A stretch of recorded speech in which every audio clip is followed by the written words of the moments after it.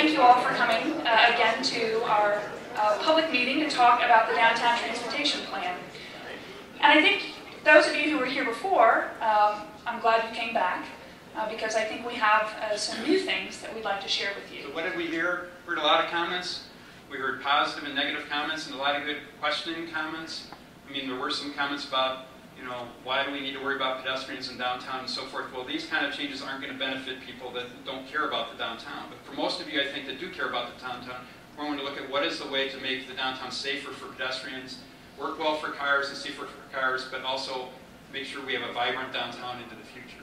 And some of the things we heard of are mixed opinions on reverse angle parking. Some people like the idea. Some felt even though it's a similar maneuver to parallel parking, it would be too confusing. Just weren't used to it, and if we're going to do it, it's too dramatic to do it on Main Street. Try it off on a side street first and see how it would work. And we looked at that, but we just don't have enough width on some of the side streets. So taking all those comments, we've gone back and worked with our committee to revise the alternative that's being proposed tonight to get comments so that we can move forward. And this is just an illustration of what they would be. So the big changes are we're back to 2 lanes in each direction.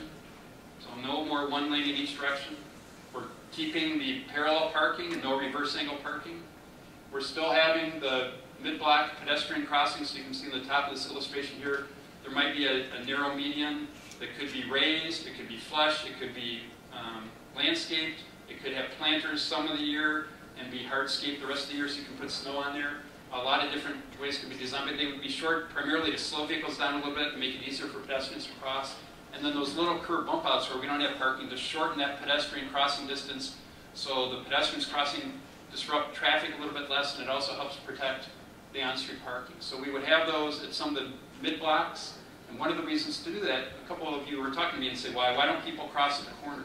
Well, people are crossing already at some of the mid-blocks, and downtown has changed. So if you want to have things like cafes downtown and outdoor dining, they tend to be more in the middle of the block than on the corners because there's more room. And so naturally people want to cross to and from those. If you have the mid-block crossings, you're more likely to get them to concentrate and cross where they should instead of right now crossing kind of willy-nilly all across the street. So we'd be having crosswalks at intersections and crosswalks in the middle of the block. And there may be signs there that would say yield to pedestrians in the crosswalk, or other ways to help alert drivers that they've got to pay attention to the pedestrians there. So this is our overall plan. And these big red circles are not roundabouts, as somebody asked.